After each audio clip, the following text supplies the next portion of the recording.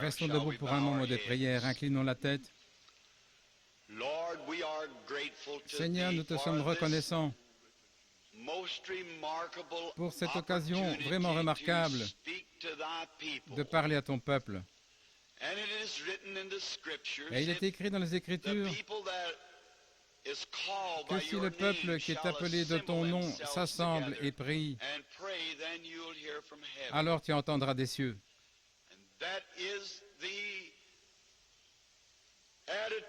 Et c'est dans cette attitude que nous venons maintenant au Seigneur.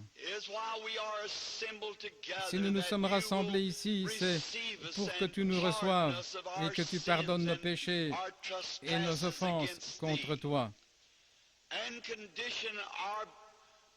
Que tu conditionnes nos vies de sorte qu'il n'y ait aucune bonne chose qui nous soit refusée, que ton esprit ne nous donnerait gratuitement, car nous savons que tu as préparé ces choses pour qu'elles nous soient données. Bénis les paroles qui ont été prononcées, les cantiques qui ont été chantés, ainsi que le message de notre loyal frère. Et nous te prions de continuer à être avec nous et de nous venir en aide ce soir pour le service de guérison. Puisses-tu, comme nous prions, puisses-tu être ici pour répondre aux prières en guérissant les malades et les affligés. Et avant tout, sauve les perdus, Père, car nous le demandons au nom de Jésus. Amen. Vous pouvez vous asseoir.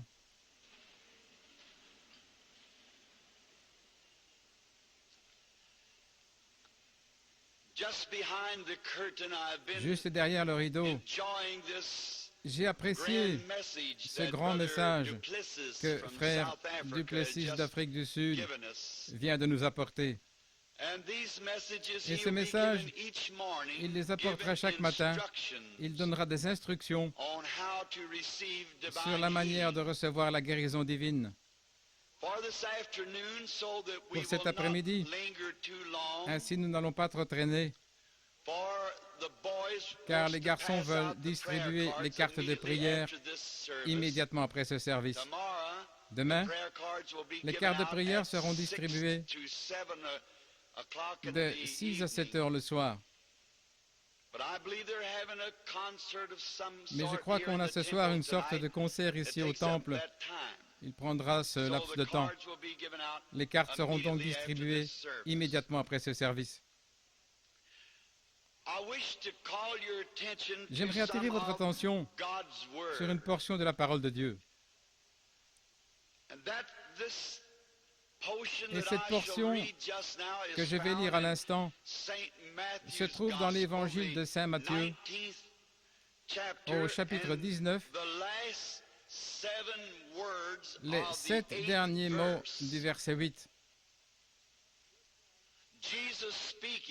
C'est Jésus qui parle.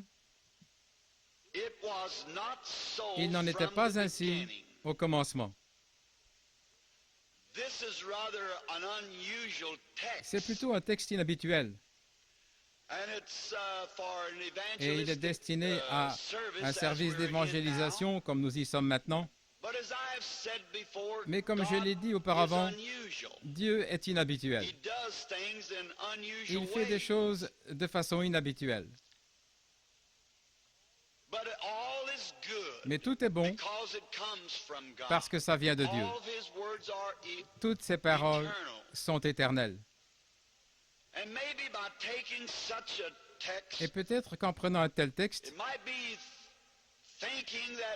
les gens peuvent penser que nous essayons de dire quelque chose à propos duquel quelqu'un d'autre serait dans l'erreur et que nous serions dans le vrai. Eh bien, nous voudrions prier Dieu que personne ne prenne une telle attitude. Aujourd'hui, avant de venir ici, j'ai rencontré et j'ai salué un de mes bons amis qui est catholique de dénomination. Et il m'aime. Et je l'aime. Et j'ai, par la grâce de Dieu, des milliers d'amis de ce genre à travers le pays ou le monde, qui seraient fermement en désaccord avec moi sur les doctrines de la Bible. Mais quant à la communion fraternelle, il y a un mois, un ministre a téléphoné à ma femme. Lui et moi, nous avons dû nous entretenir sur quelques écritures. Il est resté ferme dans sa position, disant que je suis dans l'erreur en croyant dans la guérison divine, que les Écritures ne soutiennent pas ce que j'enseignais, comme quoi Christ est le même hier, aujourd'hui, éternellement. Eh bien, c'est un citoyen américain et il a le droit de croire ce qu'il veut. Mais j'ai essayé de lui parler gentiment. Peu importe combien il essayait de discuter, je lui ai parlé juste comme un chrétien devrait le faire. Je suis resté accroché à ce que je crois, mais je lui ai laissé la liberté de croyance. Il a téléphoné à ma femme et il a demandé « Frère Branham est-il à la maison cet après-midi » Elle a répondu « Non, il est en visite à l'hôpital. » Il a dit « Sœur Branham, j'aimerais dire quelque chose. » J'étais en désaccord avec Frère Branham sur une doctrine de la Bible, mais je sais une chose, c'est un chrétien. J'aime ça. C'est tout ce que nous sommes, des chrétiens. Cet ami catholique a dit « Ce qui me semble curieux, Billy, c'est que tu n'es pas revenu à l'église mère, l'église catholique. » Eh bien, je dis, je ne l'ai jamais quitté. Et bien sûr, cet ami était très étonné, comme il me regardait étrangement. J'ai dit, tu sais, l'Église enseigne que Christ a fondé l'Église catholique et y a placé à la tête les 12 apôtres, Pierre étant le premier pape.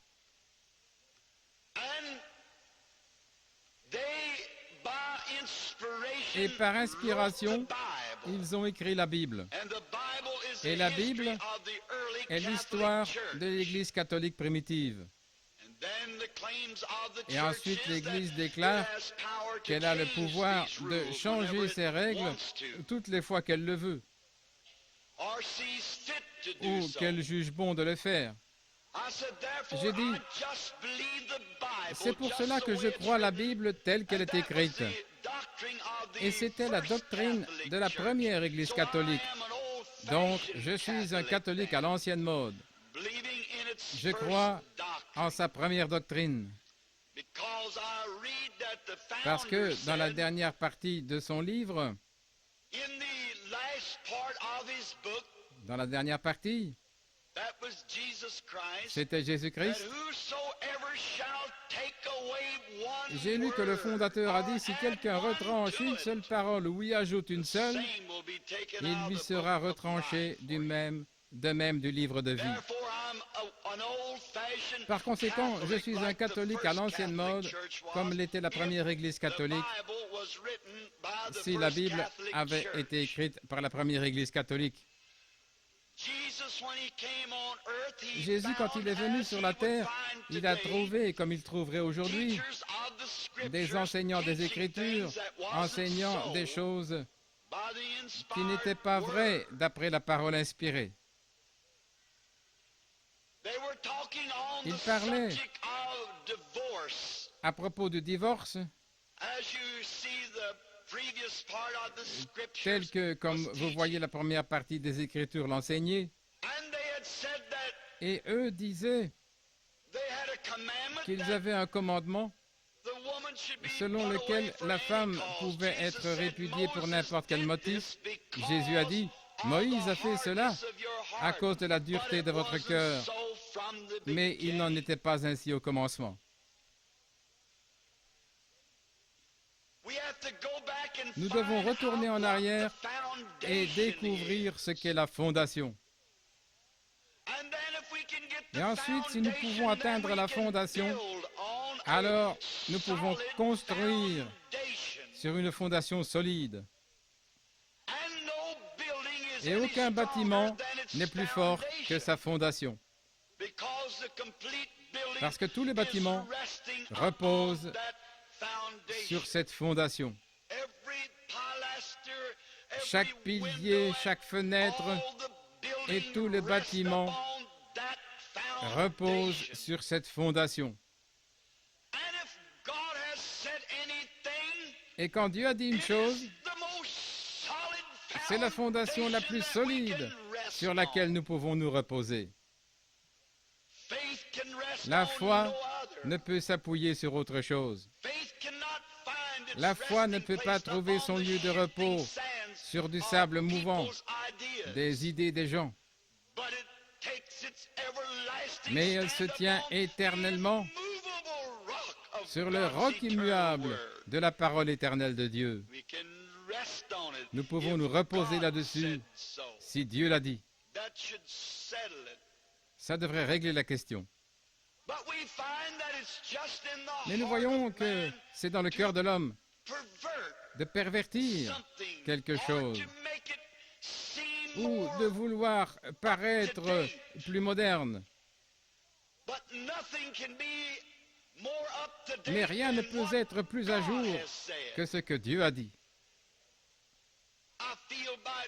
À ce sujet, j'éprouve les mêmes sentiments que ce vieux noir-là dans le sud. Il portait la Bible et ils lui ont dit, « Mose, pourquoi portes-tu cette Bible ?» Il disait, « Tu ne peux même pas lire un seul mot. Et pourquoi portes-tu cette Bible sous ton bras ?» Et le vieil homme disait ceci, « Je la porte, patron, parce que je la crois. Et je la crois tellement que je la crois de la couverture à la couverture, et même la couverture, car sur la couverture il est écrit la Sainte Bible. » Il a dit, « Je préférerais plutôt me tenir sur cette Bible à l'heure de ma mort que me tenir au ciel. » Et l'homme qui parlait au vieux monsieur a dit, « Ça, c'est une forte déclaration que tu fais, Mose. » Il a dit, « La raison pour laquelle je le dis, patron, c'est parce qu'elle est plus sûre que le ciel quand on s'y tient. Car cette Bible est écrite par Jésus-Christ, son auteur inspiré, dit que les cieux et la terre passeront, mais ma parole ne passera jamais. » Je pense que nous avons tous les mêmes sentiments. Laissez la parole de Dieu telle qu'il a écrite, pas d'interprétation particulière, elle parle pour elle-même, quand personne ne l'a polluée. Lisez-la, croyez-la. Certains de ces versets peuvent sembler étranges, mais Dieu, quelquefois, travaille de façon mystérieuse pour accomplir ses prodiges. Nous devons la croire. Nous voyons qu'au jour de notre Seigneur, quand il nous a visités sous une forme humaine, il a trouvé que les adorateurs comptaient sur l'Église pour le salut. Je ne crois pas que cela a beaucoup changé. Les gens comptent toujours sur l'Église pour le salut. Et quelquefois, ils obtiennent la même chose que ceux de ce jour-là, une certaine affaire faite de main d'homme, un certain credo, au lieu de Christ. Les credos, c'est bien. Les églises, c'est bien. Ce sont des institutions de Dieu. Et j'ai un grand respect pour n'importe quelle église, peu importe sa dénomination, qui est établie sur le nom du Seigneur Jésus pour faire passer les gens du péché à la justice.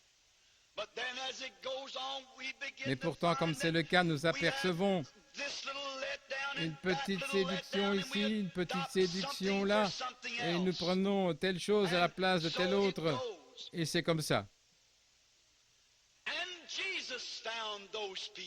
Et Jésus a trouvé que ces gens, les Juifs, avaient perverti la parole de Dieu. Ils rendaient les commandements de Dieu sans effet. Il a dit, vous, à cause de vos traditions,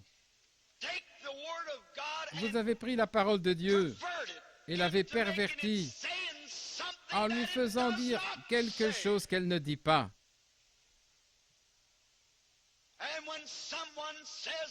Et quand quelqu'un dit que la parole de Dieu n'enseigne pas la guérison divine, il dit une chose que la parole de Dieu ne dit pas. Et quand on dit que la parole de Dieu n'enseigne pas que le baptême du Saint-Esprit est pour les croyants de tous les âges, ils affirment quelque chose que la parole de Dieu ne dit pas. Ils mettent un substitut à la place. Quand nous essayons de dire que le fait de serrer la main ou d'être membre d'une église ou l'une de ces choses, tout cela est bien, mais ça ne remplacera jamais le Saint-Esprit dans l'église. C'est la fondation de Dieu. Et on ne peut poser aucune autre fondation. Nous entendons l'auteur de ce livre prévenir solennellement, si un homme ne naît d'esprit, il n'entrera en aucun cas dans le royaume. Nous trouvons donc aujourd'hui que l'homme continue à dire, elle ne signifie pas exactement ce qu'elle dit, cela signifie autre chose. Oh, nous savons, disent-ils, que l'Écriture prétend que Jésus est le même hier, aujourd'hui, éternellement. L'Écriture parle de la guérison, mais c'était uniquement pour les apôtres et pour les gens de ces jours-là, au jour du paganisme, pour prouver qu'il était Dieu. Je ne veux pas être critique. Je ne voudrais pas que vous pensiez que j'aborde cela comme ça. Mais il faut plus de preuves aujourd'hui qu'autrefois. Pour aujourd'hui, en ce temps-là, ils étaient complètement dans l'autre camp, ne connaissant rien de Dieu et ne se souciant de rien au sujet de Dieu.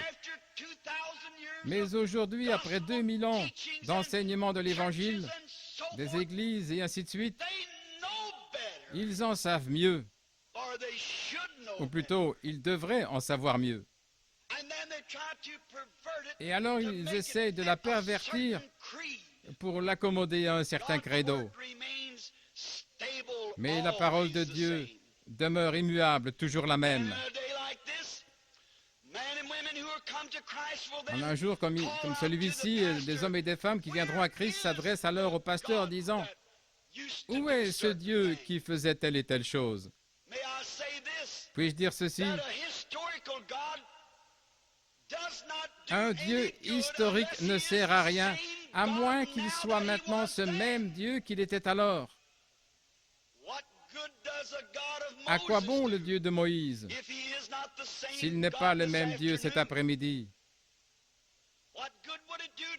À quoi bon dire à un homme qui gèlerait à mort, j'ai le tableau d'un feu ici, que quelqu'un a peint il y a des années, pendant qu'un grand feu brûlait à certains endroits. Un homme qui gèle ne pourrait rien retirer d'un feu qui est peint. Pas plus, une assemblée ne le peut. D'un Dieu historique qui n'est pas le même Dieu aujourd'hui. Il est le même Dieu. C'est même contre la pensée, le fait d'essayer de faire de lui quelque chose qu'il était s'il ne l'est pas aujourd'hui.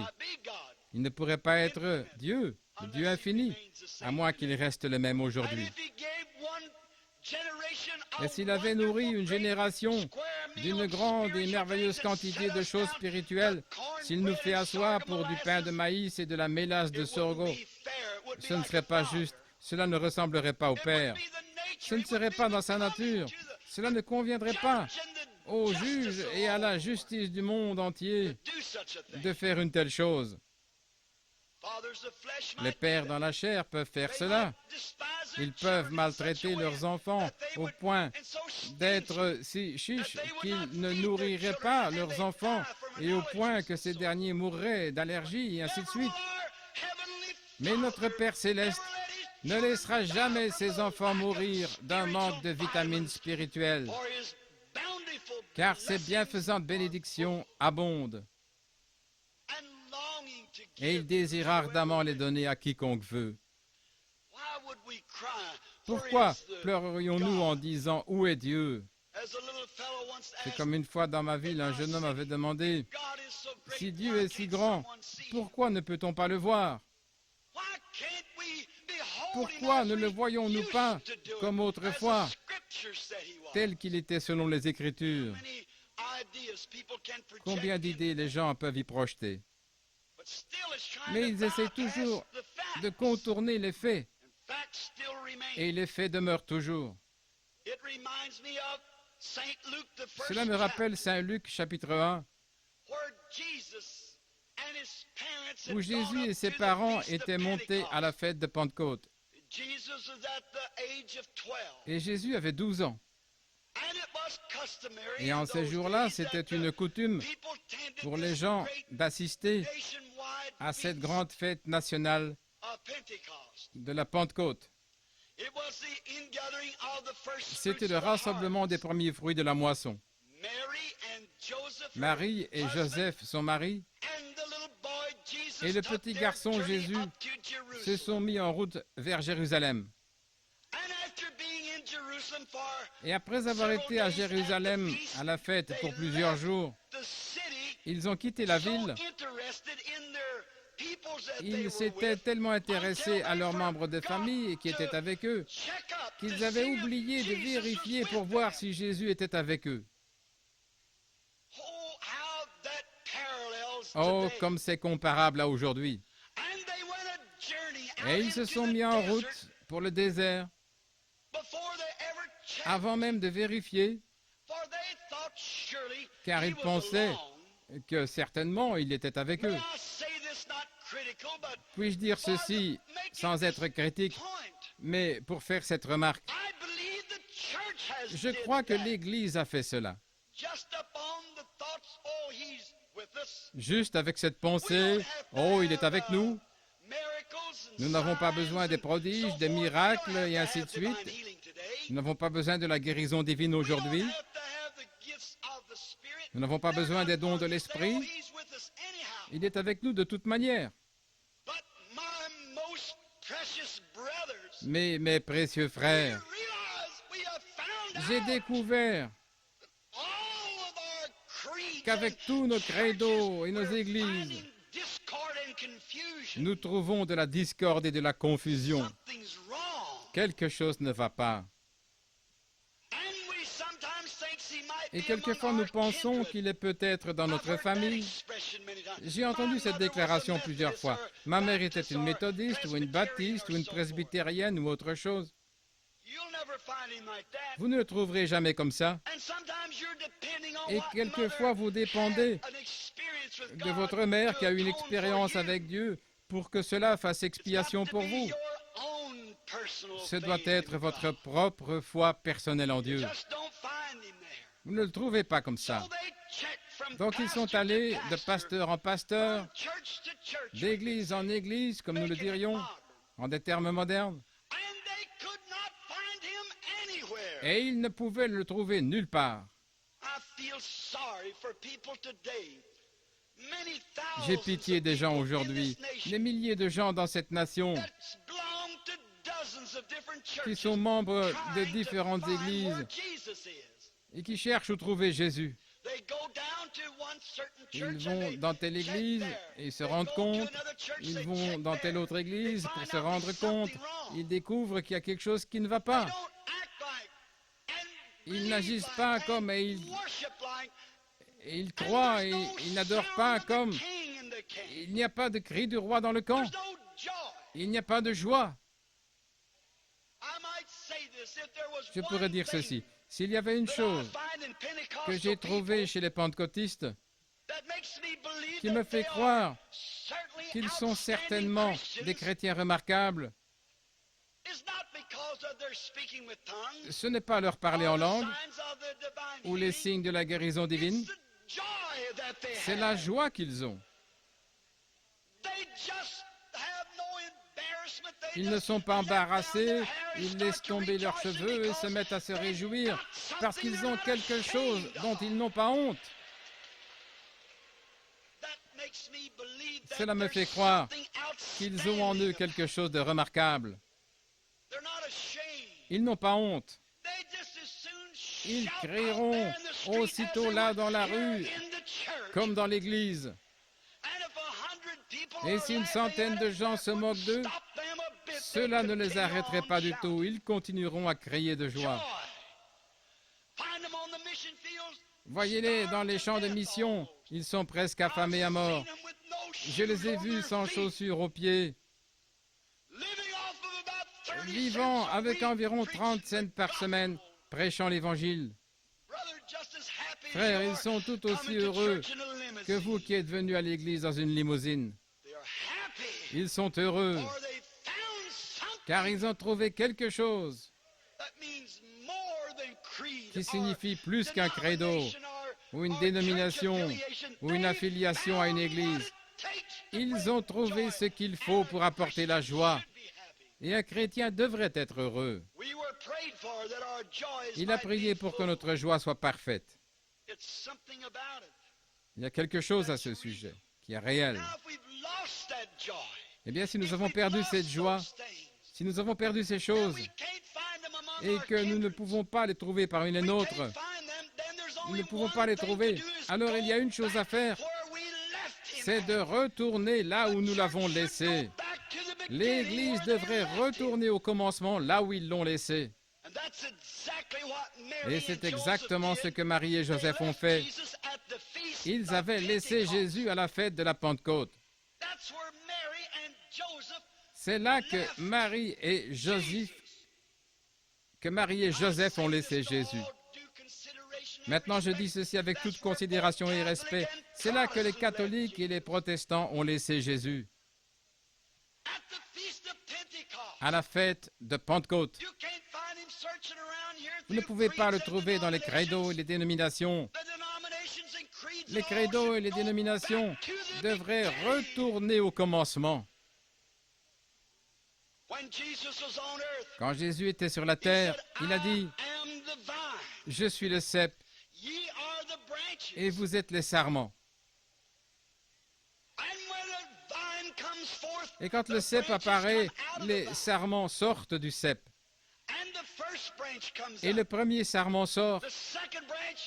Le deuxième sarment ressemble parfaitement au premier. Le troisième sarment ressemble au premier. Et jusqu'au bout du cep, tous les sarments se ressemblent. L'un ne sort pas avec des feuilles de vigne, et l'autre avec des feuilles de papayer, et un autre avec des feuilles de chêne, et un autre encore avec des feuilles de palmier. S'il commence avec une feuille de vigne, il se termine avec une feuille de vigne. Et si la première Église était un produit de ce cep Jésus-Christ et a écrit un livre des actes à partir de cela, le deuxième sarment devra être identique au premier. Sinon, il a été greffé dans quelque chose qui a une vie différente. Je suis le cep. Vous êtes les sarments. Si le premier sarment avait produit la joie, l'amour, la loyauté, les dons de l'esprit, le fait de chasser les mauvais esprits, le baptême d'eau par immersion, et si nous, aujourd'hui, nous ne trouvons pas tout ceci dans l'Église, l'Église ne tire pas sa vie de ce cep. Car l'Église aujourd'hui, nous les baptistes, méthodistes, pentecôtistes et que sais-je encore, si notre Église, s'ils ne peuvent pas écrire un livre des actes, alors elle est dans la fausse vigne. Il y a quelque chose qui ne va pas. Si Jésus était sur la terre aujourd'hui et je m'avancerais vers lui en disant « Seigneur Jésus, je vais dans une église qui ne croit pas dans la guérison divine », il dirait « Il n'en était pas ainsi au commencement ». Si j'allais auprès de Jésus et que je dise « Seigneur, mon église ne croit pas dans le fait de parler dans d'autres langues », il dirait « Il n'en était pas ainsi au commencement ». Si j'allais auprès du Seigneur Jésus en disant « J'ai été aspergé » et mon église dit que c'est très bien, mon pasteur dit « Si je vous asperge avec de l'eau, c'est tout aussi bon que de vous immerger dans l'eau », Jésus répondrait « Il n'en était pas ainsi au commencement ». Si je m'avançais vers Jésus en disant « J'ai serré la main, j'ai reçu la main d'association de l'Église, je crois que je suis né de nouveau », Jésus dirait « Il n'en était pas ainsi au commencement ». C'est vrai. Nous devons retourner au commencement. Où l'Église a-t-elle laissé Jésus? À la Pentecôte. C'est là que les églises devront retourner pour le retrouver. De retour à la Pentecôte. C'est ce dont l'Angelus Temple a besoin aujourd'hui. Je ne connaissais pas Mme McPherson. J'étais un petit garçon à ce moment-là. Mais j'avais entendu parler de vos réunions, comment les gens campaient dans le parc, que les allées étaient remplies et qu'ils se faisaient de grands signes et des prodiges. De retour au commencement, Angelus Temple. Retournez à votre point de départ et à votre premier amour. Retournez à cet état où la puissance du Saint-Esprit régnera dans ces réunions et où des signes et des miracles pourront s'accomplir avec de grands prodiges et des milliers d'âmes remplies du Saint-Esprit. Retournez au commencement. Voilà ce qu'il faut. Voilà ce dont Los Angeles a besoin. Voilà ce qu'il faut. De retour à la rue Azusa. Retournez au commencement où le Saint-Esprit avait la priorité. Au lieu de ce fandango extravagant de l'évangélisation à la Hollywood, où les gens sont guindés, raides, et où il y a à peine un amen, je suis contre ce genre de choses. Je suis un catholique à l'ancienne mode, qui croit qu'il faut retourner au commencement comme Dieu l'avait dit au début. Il est venu un son du ciel, pas un prédicateur qui a tendu une main d'association, ou un prêtre qui vous a donné la communion, la Sainte Eucharistie, ce qui signifie Saint-Esprit. Il n'est pas venu comme ça. Il est descendu comme le bruit d'un grand vent impétueux venant du ciel et il a rempli toute la maison où ils étaient assis. Retournez là au commencement. Los Angeles, là où les cœurs ont faim. Vous tous qui nous suivez par la radio, où que vous soyez, retournez au commencement. Cette espèce de credo que nous suivons aujourd'hui est une doctrine faite de main d'homme. De retour au commencement, à la vraie Pentecôte, jusqu'à ce qu'il y ait un déversement du Saint-Esprit, où les hommes et les femmes se perdront dans l'Esprit de Dieu, où ils adoreront dans l'Esprit, où les cloches de la joie sonnent même sur un lit de malade. À l'heure de la mort, les cloches de la joie continueront de sonner. Vous dites, mais mon Église n'enseigne pas cela. Mais au commencement, il n'en était pas ainsi. Le commencement était à la Pentecôte. Au commencement, la première branche a produit une Église qui était accompagnée par des signes et des prodiges. Une Église ayant eu un esprit missionnaire, ayant des hommes qui ont sacrifié leur vie pour la cause. Et maintenant, nous ne pouvons pas supporter une petite critique sur la cause. De retour au commencement. Ces choses n'étaient pas ainsi. Maintenant, les dénominations, c'est bien. Les credos, c'est bien. Mais quand vous brisez la communion fraternelle, si un méthodiste et un baptiste ne peuvent pas crier les gloires de Dieu sur la même base, il y a quelque chose qui ne va pas. J'avais coutume de surveiller le bétail. Nous les faisions passer à travers les barrières de la forêt Arapaho. Certains portaient des marques Turkey Track ou Diamond T, mais chaque bête portait une étiquette de vrai et authentique Hereford par le sang. Je pense qu'il en sera de même à la venue du Seigneur Jésus. Dieu ne vous demandera pas si vous étiez pentecôtiste, baptiste ou presbytérien. Ce sera l'étiquette de sang qui vous fera passer. Et le sang de Jésus nous purifie de tout péché. Et il donne la puissance à l'Église à cause de la résurrection de Jésus-Christ et il envoie ses grandes bénédictions à tous. Pour terminer, j'aimerais dire ceci. Il n'y a pas longtemps, un grand musicien américain, un jeune homme d'un caractère remarquable. Mais oh, comme il savait jouer de cette musique. Et donc, l'homme était si célèbre partout que finalement, il est allé en Europe pour jouer là devant les amateurs de son genre de musique. Et lors d'une soirée, après avoir joué sa musique, le public était tellement ému qu'il s'est mis debout à crier et taper des mains. Et ils se sont attendus à ce que le jeune homme sorte et fasse une courbette en guise d'appréciation des applaudissements du public. Mais les gens ont remarqué qu'il n'a pas dit un mot.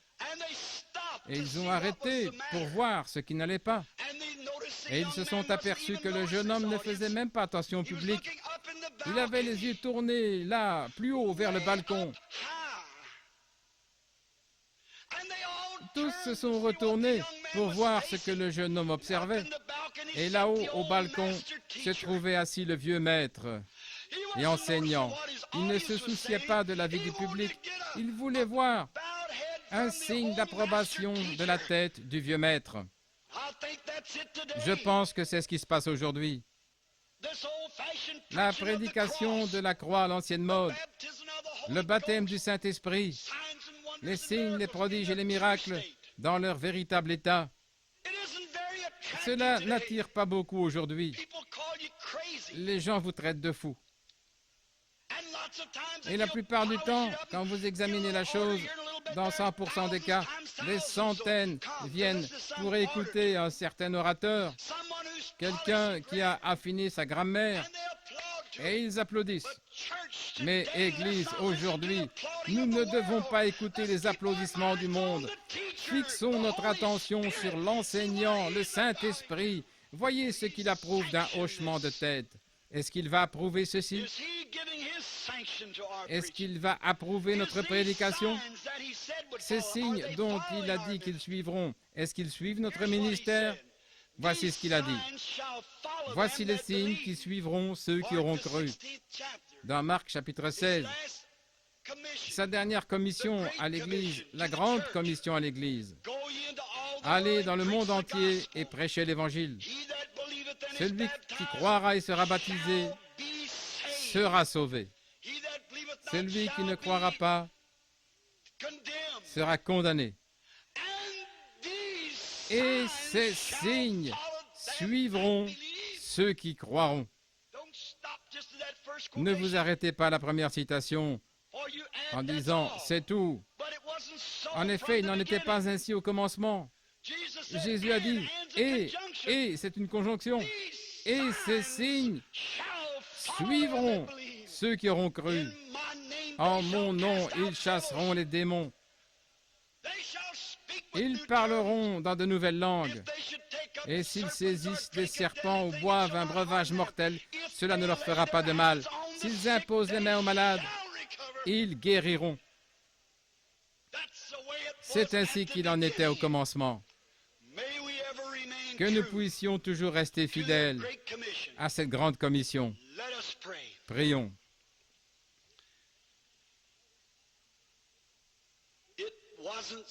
Et il n'en était pas ainsi au commencement. Qu'un homme serre la main à un autre et s'appelait chrétien sur cette base. Il n'en était pas ainsi au commencement de se joindre à une église ou réciter un certain credo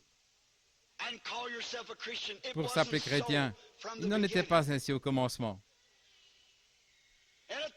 Et si c'est tout ce que vous avez fait, mon cher ami, et que vous vous trouviez ici aujourd'hui, ou peut-être que vous n'ayez même pas fait ceci, ainsi que vous qui nous suivez par la radio, je le dis encore, l'heure est venue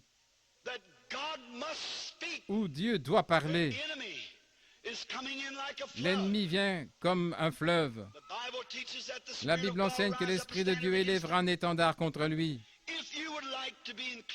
Si vous aimeriez être inclus dans cette prière, dites, oh Dieu, ramène-moi à une expérience comme au jour de la Pentecôte. Voudriez-vous lever vos mains dans cette audience visible? Que le Seigneur vous bénisse. Littéralement, des centaines de mains se lèvent. Et vous à la radio, si vous aimeriez être inclus dans cette prière, levez la main, vous qui écoutez par la radio, et que Dieu vous donne une expérience comme au jour de la Pentecôte. Tenons-nous debout dans cet auditoire visible, avec nos mains vers Dieu, et dites, oh Dieu, ramène-moi au commencement. Ramène-moi à une expérience comme au jour de la Pentecôte, où le feu sacré de Dieu condamne le péché et consume toutes les scories, et où les femmes et les hommes deviennent de nouvelles créatures avec les cœurs en feu. Que Dieu réponde à notre prière alors que nous prions. Seigneur, je remets entre tes mains ces quelques paroles hachées. Quand tu étais ici sur la terre, tu as trouvé des choses qui n'étaient pas selon les Écritures. Et tu as dit catégoriquement aux gens qui n'en étaient pas ainsi au commencement. Seigneur Dieu, accorde aujourd'hui que chaque homme, femme, garçon, fille, qui est debout avec les mains levées vers toi en ce moment, avec dans le cœur le désir d'avoir une expérience comme ils avaient au commencement. Que le Saint-Esprit vienne comme un vent impétueux et qu'il remplisse chaque crevasse de leur cœur et qu'il leur donne leur grand désir. Nous le demandons dans le nom de Jésus. Pendant que vous êtes debout, avec vos mains levées vers Dieu, en croyant, ne laissez surtout pas cet esprit qui vous a dit qu'il vous faut cette expérience. Ne laissez pas l'ennemi vous faire baisser pavillon, sinon vous êtes battus. Restez là jusqu'à ce que Dieu vienne. Il l'a promis. Il est ici pour l'accomplir.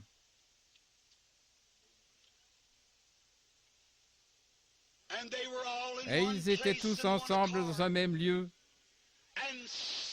Tout à coup, il vint du ciel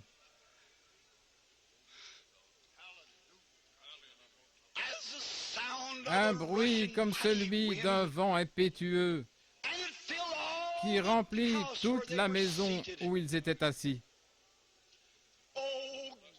Oh Dieu, que cela se passe ici aussi à l'Angelus Temple cet après-midi.